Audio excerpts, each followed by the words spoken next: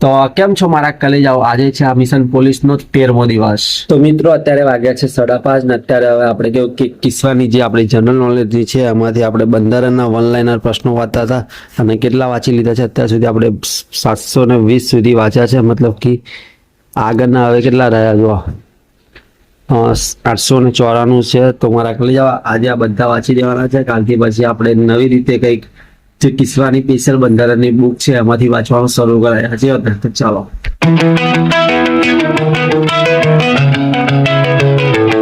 તો મિત્રો અત્યારે ફાઇનલી બધા ઓનલાઈનર પ્રશ્નો વાંચી લીધા છે અને જે લાગે મેન કે મતલબ કે જે યાદ રહે એવા નતા ઓનલાઈનર પ્રશ્નો એ ટીક કરી દીધા છે. કેમ કે મારા કરી જાઓ એવા પ્રશ્નો બી યાદ રાખવા જરૂરી છે. જે આવડે એવા હતા એ આપણે ટીક કરવાની જરૂર નથી. હજી વાત તો ચાલો. તો મિત્રો અત્યારે હું આવી ગયો છું ધાબા ઉપર ને અત્યારે આપણે કરવાની છે અહીંયા એક્સરસાઇઝ. કેમ કે મારા કલી જાવ આપણે કેવું કે રનિંગ લોકેશન ઉપર એટલા માટે નહીં જતા કેમ કે બીનો વરસાદ બહુ પડી રહ્યો છે અને બધે ભીનું આવે. પછી વરસાદમાં રનિંગ કરવા જાય તો બૂટ ને એવું બધું ભીનું થઈ જાય પછી રનિંગ કરવાની મજા આવે નહીં. એટલે અત્યારે માત્ર એક્સરસાઇઝ કરી રહ્યા છે. તો હાલો.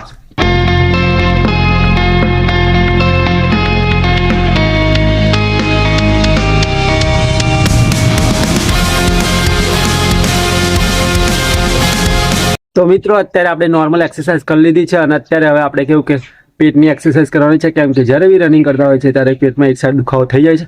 એટલે અત્યારે આપણે કરવાની છે પરફેક્ટલી પેટની એક્સરસાઇઝ. તો ચાલો.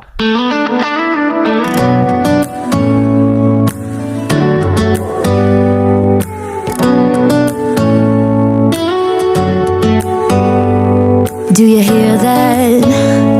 My sanity about to break while everyone. તો મિત્રો ફાઇનલી અત્યારે એક્સરસાઇઝ કસરત થઈ ગઈ છે. યોગ બી કરી લીધા છે, વ્યાયામ બી કરી લીધો છે. તો હાલો મારા ઘરે જાઓ. હવે નીચે જઈએ થોડું કેવું કે આપણે કામ હોય ઘરનું એ પતાવી દઈએ અને પછી આપણે વાંચવાનું શરૂ કરી દઈશું. તો ચાલો. તો મિત્રો અત્યારે વાગ્યા છે 11 ને અત્યારે આપણે હવે ગુજરાતી વ્યાકરણનો લેક્ચર જોવાનો છે. તો ચાલો. તો મિત્રો અત્યારે આપણે ગુજરાતીમાં અલંકાર બન્યા એમાં કેવું કે 6ઠ્ઠા નંબરનો શ્લેષ અલંકાર બન્યા, પછી વ્યાજશ્રુતિ અલંકાર બન્યા, પછી સજીવારોપણ અલંકાર બન્યા, પછી દ્રષ્ટાંત અલંકાર બન્યા, પછી અન્યોક્તિ અલંકાર બન્યા અને મારા કલે જાઓ જે કેવું કે એની વ્યાખ્યા હતી અને જે એક્ઝામ્પલ હતા એ લખી લીધા છે. કેમ કે ફરી આપણે જ્યારે રિવિઝન કરી આનાથી આપણે પછી લેક્ચર ના જોવા ડાયરેક્ટ પછી આનાથી જ રિવિઝન થઈ જાય. સાચી વાત ને મારા કલે જાઓ. તો ચાલો હવે અંગ્રેજી વ્યાકરણનો લેક્ચર જોવાનો છે. તો જોઈ લઈએ. તો મિત્રો અત્યારે આપણે અંગ્રેજી વ્યાકરણનો લેક્ચર જોઈ લીધો છે અને વાક્ય કઈ રીતે બનાવવાના એ શીખ્યા છે. અને મારા કરી જાઓ જો સાદા વર્તમાનકાળમાં આપણે એક્ટિવ અને પેસિવના વાક્યો બનાવ્યા છે અને કઈ રીતે બનાવવા. જો હકારમાં આઈ ઈટ એન એપલ, નકારમાં I do not eat an apple, પછી પ્રશ્નાર્થમાં do I eat an apple, પછી પેસિવમાં જો અમારા કરી હકારનું વાક્ય છે an apple is eaten by me, પછી નકાર તો an apple is not eaten by me, પછી પ્રશ્નાર્થ છે is an apple eaten by me, પછી સાદો ભૂતકાળના વાક્ય એ રીતે બનાવ્યા છે મારા આગળ જાઓ. પછી સાદો ભવિષ્યકાળ, પછી ચાલુ વર્તમાનકાળ, પછી ચાલુ ભૂતકાળ, પછી ચાલુ ભવિષ્યકાળ અને ચાલુ ભવિષ્યકાળમાં મારા આગળ જાઓ પેસિવમાં વાક્ય બનતા નથી. તો કંઈક આટલું અત્યારે આપણે જોયું છે અને આટલા વાક્યો બનાવ્યા છે. હવે આગળનું કાલે કન્ટિન્યુ કરીશું. તો ચાલો. તો મિત્રો અત્યારે આપણે બાળકોને આંગણવાડી લેવા જવાનું હતું ને આવી ગયા છે મહેરભાઈ. એ મહેર કોણ જોડાઈ? એવું હેડી નાઈન નાસ્તો આલ્યો આજે આંગણવાડી શું કરાવ્યું આજે? હે બેટો? હા એકડા શીખવાડ્યા? બીજું કશું કરાયું કે નહીં કરાવતા? કશી શું કરાવ્યું બીજું કશું?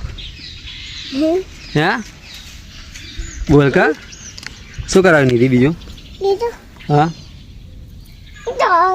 તું રમતેલી રડતેલી ને આજે? કેવું રડતેલી તું આજે? તો મિત્રો અત્યારે 3 વાગ્યા છે ને અત્યારે આપણે હવે જે ગુજરાતની જનરલ નોલેજની કિસ્સાની બુક છે એમાંથી આપણે ગુજરાતની ભૂગોળ વાંચવાની છે. તો ચાલો અડધું વંચાવ્યું છે ને અડધું હજુ બાકી છે.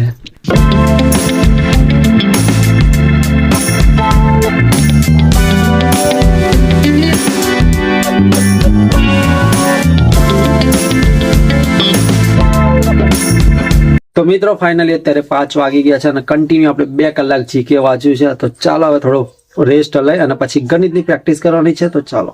તો મિત્રો અત્યારે થયા છે 5:45 અને અત્યારે આપણે હવે ગણિત અને રિઝનિંગમાં જોવાની છે થિયરી થોડી. કેમ કે મોસ્ટ ઓફ હવે ઘણા બધા પ્રશ્નો પ્રેક્ટિસ કરીને થાકી ગયા. હવે થિયરીમાં થોડું ધ્યાન આપી દે કેમ કે થિયરીના બી ઘણા બધા પ્રશ્નો આવતા હોય છે એમાં આપણી તકલીફ પડતી હોય છે. સાચી વાત ને? અને અમારી આવી ગઈ છે નિધિ. કઈ ગયેલી બેટું?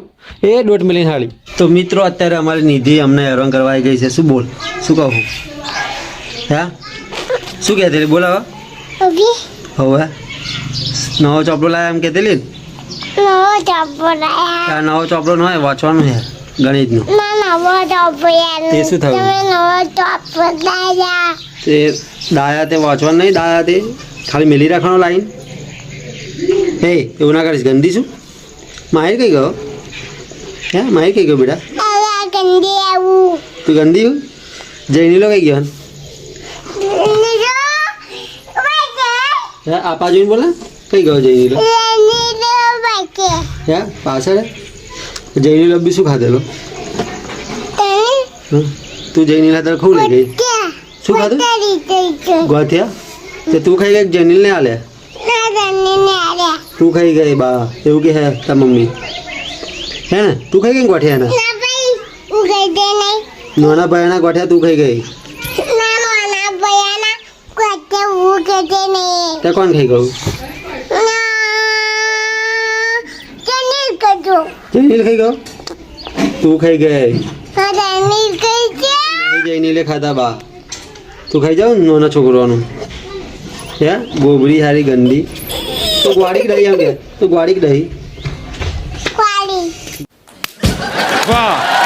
તો મિત્રો અત્યારે અમારા જેનિલભાઈને કેવી મેસ લગાવી દીધી છે જોવા. કારો બલાડો થઈ ગયો, કારો બલાડો જેવો લાગુ છું લ્યા. હે કેવો લાગે જૈનિલ? હે બલાડો હસતો હસને બાબા એ બાબા એ ગયો મોયો ગયો મોયો એ બલાડું હસતું નહીં જો ને કારું બલાડું બે આંખો બાજુ લગાવી દીધી અને આગળ ટીલ્લું લગાવી દીધું. બાબા મોબાઈલ જોઈએ ભાઈ. જૈનિલ કેવો લાગે? કડારો. હે કાલુ કાલુ બનાડ્યું. કાલો બલાડો લાગે? બનાડો આયો. કાલુ બનાડો આયો. કાલો બલાડો તમને લગાવી દઈશ અભી દેવ. તમને કાળી બલાડી બનાવી દઈશ. કેવું કરવા લીધી છે? તો મિત્રો અત્યારે 9 વાગ્યા છે અને અત્યારે આપણે કરવાનું છે રિવિઝન, મતલબ કે ગુજરાતી વ્યાકરણ અને અંગ્રેજી વ્યાકરણમાં જે આજે ભણ્યા એનું રિવિઝન કરવાનું છે. તો ચાલો ફટાફટ રિવિઝન કરી દઈએ અને અમુક કેવું કે વાક્યો બી બનાવવાના છે એ પણ બનાવી દઈશું. અને અમારી નિધિ અમને હેરાન કરવા આવી ગઈ છે. હવે ઊંઘી જા શાંતિ, કારણ તો આજે તો મોર બોલી જશે તારા. ઊંઘી જાય વાંચવાનું વાળી. ચાલો તો મિત્રો અત્યારે આપણે અંગ્રેજીમાં કેવું કે પૂર્ણ વર્તમાન, પૂર્ણ ભૂતકાળ, પૂર્ણ ભવિષ્ય અને એક્ટિવ પેસિવના વાક્ય બનાવવાનો ટ્રાય કર્યો છે. અને હકાર નકાર અને પ્રશ્નાર્થ મતલબ કે 3 વાક્ય બનાવવાનો ટ્રાય કર્યો છે. જે વાક્ય રચના છે પૂર્ણ વર્તમાન, પૂર્ણ ભૂતકાળ, પૂર્ણ ભવિષ્ય, પછી જે આગળની એક્ટિવ અને પેસિવની વાક્ય રચનાઓ છે એના આધારે કેવું કે આ 3 શબ્દો સરે આપ્યા હતા, આઈ, ઈટ અને એન એપલ, મતલબ કે 3 શબ્દો આપ્યા હતા અને એના આધારે આખી વાક્ય બનાવવાનું હતું. અને મિત્રો આવતીકાલે આપણે ચેક કરીશું કે આમાંથી કેટલી આપણે આ વાક્ય સાચા પડે છે. કેમ કે હવે અંગ્રેજીમાં એટલો બધો તો આપણને ટપ્પો પડતો નહીં, પરંતુ હવે ધીરે ધીરે શીખવાનો ટ્રાય કરી રહ્યા છે. અને દરરોજ 1 કલાક અને કે રિવિઝનનો કલાકમાં અડધો કલાક જેવો મળશે. એટલે એમ કઈ મારા કલેજા દરરોજનો અંગ્રેજીમાં 1.5 કલાક જેવો મળશે. તો કે ધીરે ધીરે તો આપણે પગથિયા થોડા ઊંચા ઉપર ચઢતા રહીશું. સાચી વાત ને? ધીરે ધીરે આવડશે, પરંતુ એવું નથી કે નહીં જ આવડે, આવડશે ખરું, પરંતુ એમાં કેવું કે કન્સિસ્ટન્સ અને રેગ્યુલર મહેનત કરવી પડશે. સાચી વાત ને? તો મિત્રો અત્યારે 10 વાગી ગયા છે અને ગુજરાતી વ્યાકરણ અને અંગ્રેજી વ્યાકરણનું આપણે રિવિઝન પણ કરી લીધું છે. તો આઈ હોપ તમને મારા કલેજા આજનો બ્લોગ ગમ્યો છે. તો લાઈક, શેર અને સબસ્ક્રાઇબ કરી નાખજો. એક નવા બ્લોગમાં મળીશું. ટેક કેર, બાય બાય, જય Hind. Big thank you for being here. बहुत बहुत धन्यवाद.